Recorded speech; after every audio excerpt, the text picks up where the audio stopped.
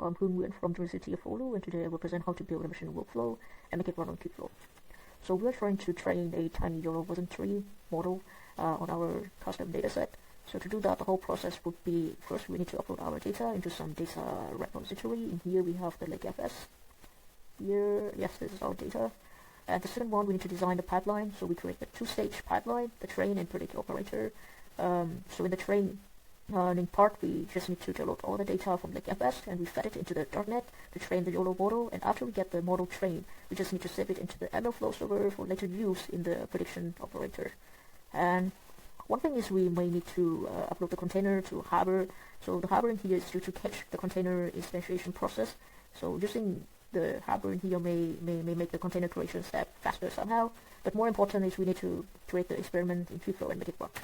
We also provide here some Python script to access the LakeFS repo and also the MLflow server. So for LakeFS, you just need to create a client. You can do it using the LakeFS client library in Python and use this API, getObjects API, to retrieve the data. And for MLflow, it will be easier and much simpler when you just need to provide the MLflow server and you just need to use the log artifact API to save or log all the thing that you want to the server, and also use the download artifact to download the thing that you want. Okay, and as I mentioned earlier, so we have the two-stage pipeline, the training and prediction operator. So you can see here we define the prediction operator needs to be run after the training operator. And we also make user to have the ability to customize many parameters for the training here. All of the Python code is not directly compiled and run on the Kubeflow server, so we need to parse it into the YAM file first to run it, to make it runnable on the Kubeflow. So to do that, we need to have the KFP, which is the Kubeflow pipeline SDK. It is very easy to install with pip from Python, so after we get the YAM file, we can easily run it with the Kubeflow. Okay, so on the left here is the illustration for the whole process that I just mentioned earlier in the very first slide. And on the right side, you can see that the code and the config instruction are available. I already pushed all of the code for training the tiny YOLO on GitHub, and you can use this QR code to directly access it here. Okay, so for the demo, you just need to. So first, you need to, when you access the Kubeflow, it will go to the homepage, but you need to go to the notebook. And you click to connect. This will take some time to go.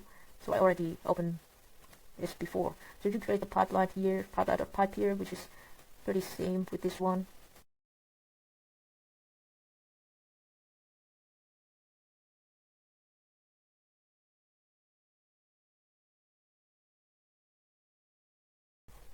Please take some time to do that. So go here to prepare for creating the pipeline.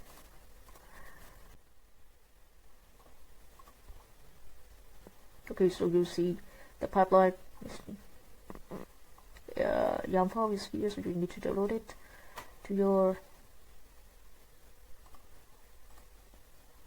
local machine, and then you create the pipeline, upload the pipeline, something like uc4. Upload the pipeline, you see, download this one. Yes, so you create an experiment, something like uc4 x. That's all. And then choose the pipeline, uc4, click run, choose the experiment, uc4. Yeah, so here you just need to paste all of the thing here, the config file.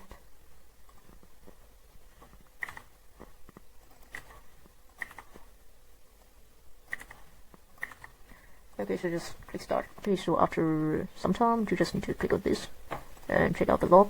So you see here it's already trained. Yeah, so this will be the iterator, the loss, and the average loss. Yeah, so basically something like this. After this, you will also see some of the example for training. So you see the iterator 290 loss, average loss, and yeah, you see the later iterator will have this much smaller loss value compared to the early one. So in here you will see the prediction output, the example of the prediction output from the model. And yes, it's all from our site.